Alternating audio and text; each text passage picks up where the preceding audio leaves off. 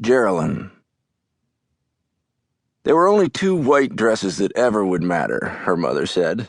The first of these was the debutante dress that Jerene would wear when she would take her father's arm and march across the stage in Raleigh, into the single spotlight, radiant, along with all the other Debs in North Carolina.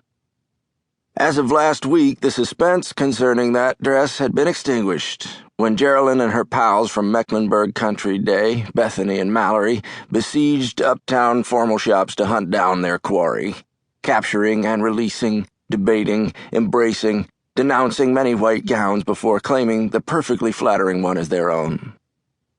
Jerene suffered an hour of agony as she prayed that her more assertive friends would not fall in love with the beautiful number on the mannequin near the cashier's station as she had. The crinkled taffeta treated with some French-termed process, so smooth like petting a puppy, had an internal corset, mermaid tail, subtle beading that sparkled opalescent around the slimming bodice, all blooming out upon layer of tulle, soft and dreamy. Wearing it would defy gravity. To walk into the light would be like floating in on a tulle cloud, something right out of an antebellum cotillion, which would please her father. He did his best to remain in that world before 1860. Duke Johnston, descendant of Civil War General Joseph E. Johnston. Even though the debut was a year off, she had an impulse to take the gown with her to university, let it hang in her Chapel Hill closet so she might look in on it, stroke and adore it, have it as a beacon before her. But the gown was so wide at the bottom, and surely dorm room closets were tiny, and who knows what could happen to it there, when it would be safe and sound right here at home. The second white gown, the bridal gown, was thought of solemnly. It would involve years of decision-making. It was, really, a life's work. Jerene and her female contemporaries, having just graduated high school, had already put in reverent hours with scores of bridal magazines, begun the opinionated window shopping, attended the society weddings like dress rehearsals for one's own event, notes mentally taken, good things memorized so they might be borrowed or varied, atrocities eschewed. The decision about that gown, mercifully, could wait some years hence.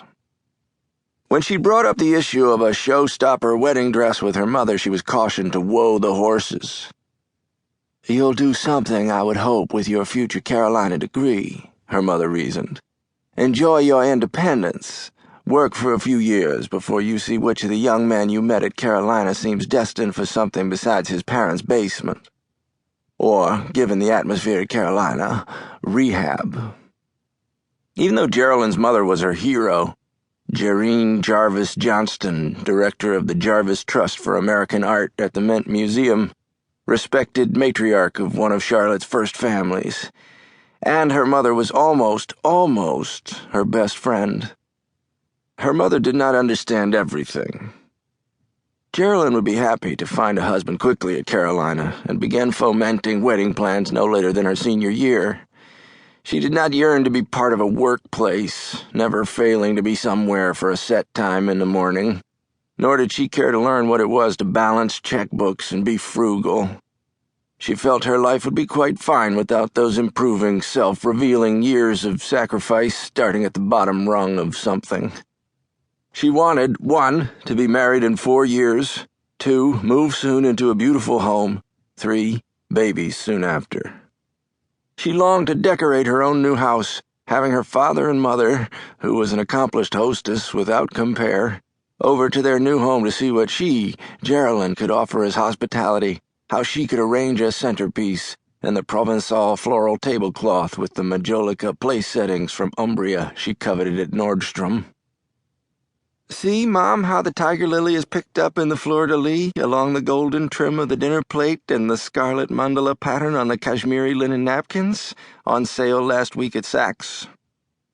And this desire led to Jerene's one upcoming act of proposed rebellion. She was going to rush a sorority. She had visited older friends at Carolina, girls content with life in the dormitory, study breaks at 10 p.m., girls in sweatshirts gossiping and squealing in the hallways with bowls of microwave popcorn, pop music blasting. Seemed nice, but it wouldn't get her where she wanted to go before the eligible men.